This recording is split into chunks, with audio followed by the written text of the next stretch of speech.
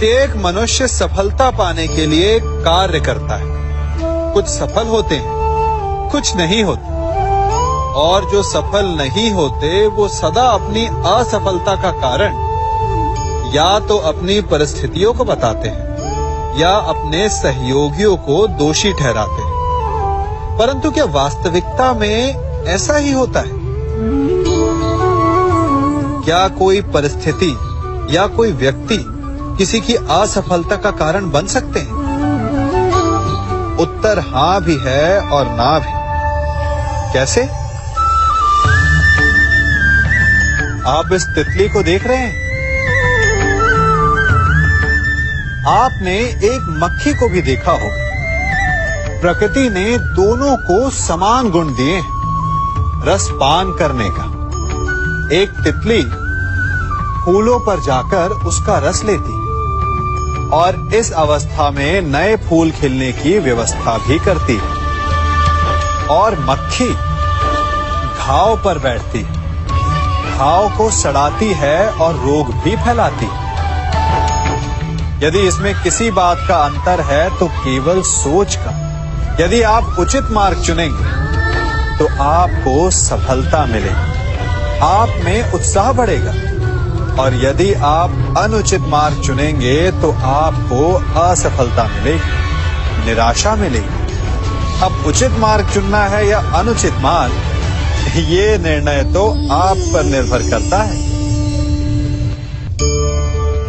मनुष्य सदा भला बुरा, खरा खोटा, सत्य असत्य की बातें करता है। सत्य को अच्छा मानता है और असत्य को बुरा। परंतु क्या आपने कभी ये सोचा है कि प्रत्येक वस्तु, प्रत्येक भाव का एक महत्व होता है? दोनों ही एक दूसरे के पूरक होते हैं। यदि काला रंग नहीं होगा तो क्या श्वेत रंग की आभा का अनुभव होगा? यदि असत्य नहीं होगा तो क्या सत्य के महत्ता का ज्ञान होगा? यदि बुरा नहीं होगा तो क्या भले पर आपको विश्वास होगा?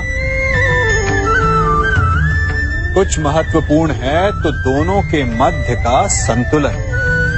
बुरी से बुरी वस्तु, समय या भाव, कोई ना कोई स्वयं में शुभ छिपाए रखती है। कभी काले गरजते मेघों को देखा है? उसके किनारे भी एक स्वर्णिम आभा होती है। उसी प्रकार यदि आपके जीवन में बुरा समय आए तो आपको अपने सच्चे मित्रों की पहचान हो जाती है। तो बुरे समय में निराश ना हो, उसमें भी कुछ शुभ खोजने का प्रयास करें और धीरे धीरे सब कुछ आपके जीवन में स्वतः शुभ हो जाएगा। संसार में सबसे महत्वपूर्ण क्या है? दृष्टि या दृष्टिकोण, समझ या सोच? सामान्यतः मनुष्य की दृष्टि और सोच में अधिकतर वो वस्तु, वो घटनाएं, वो भाव श्रेष्ठ हैं जो हमें आनंद दें, और जो हमें आनंद नहीं देते उन्हें हम दुखदाई मान लेते हैं।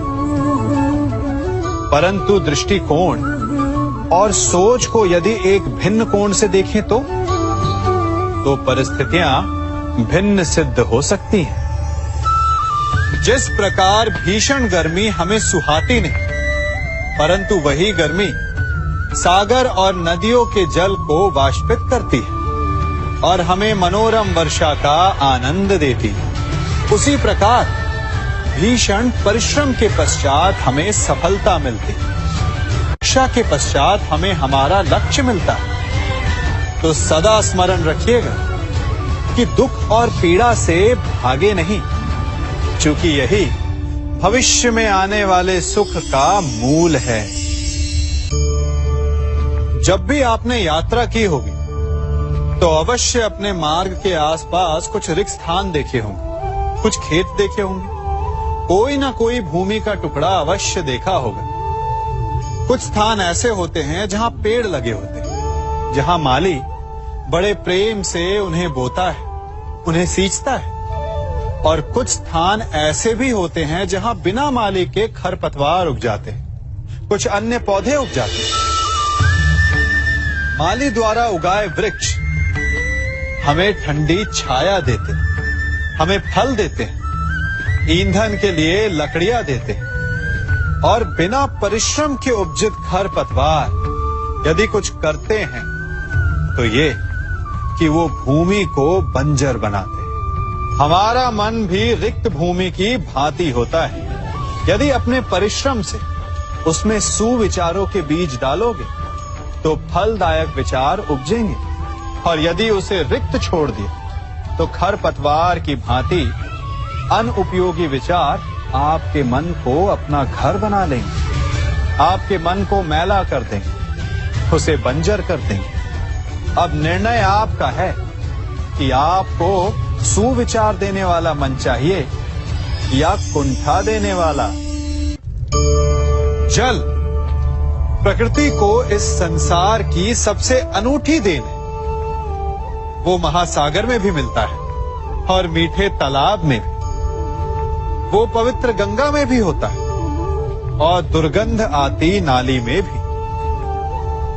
हम तालाब और नदी को सम्मान इसलिए देते हैं क्योंकि उसका मीठा जल हमारी प्यास बुझाता है, परंतु सागर का जल पीने योग्य नहीं होता, इसीलिए कभी कभी हम उसे उतना महत्व नहीं देते और नाली के जल को हम हे दृष्टि से देखते हैं। तो क्या ये उचित है?